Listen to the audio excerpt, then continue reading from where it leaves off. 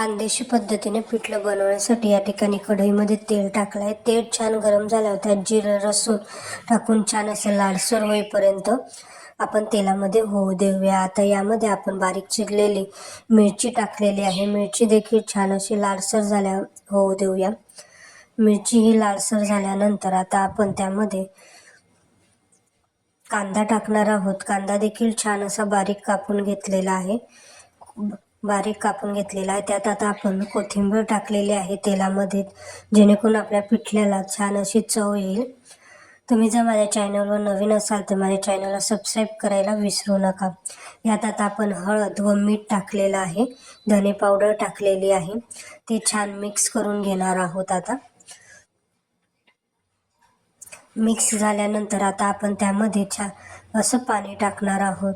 आपल्याला जेवढं पिठलं हवंय तेवढं आपल्याला जेवढं पिठलं हवंय तेवढं आपण त्यात पाणी टाकून घेतलेलं आहे. आता पाण्याला छान अशी उकळी येऊ देऊया. आपल्या पाण्याला छान अशी उकळी आल्यानंतर आपण त्यामध्ये आता बेसन पीठ टाकलेलं आहे. बेसन पीठ हे छान मोकळं करून टाकायचं आहे, जेणेकरून आपल्या पिठाच्या गुठळ्या होणार नाही किंवा त्याला घट्टपणा जास्त येणार नाही. आपल्याला जसं हवं तसं ते आपण बनवून घेतलेलं आहे. तुम्हाला माझी रेसिपी कशी वाटली मला कमेंट्स बॉक्समध्ये सांगायला विसरू नका.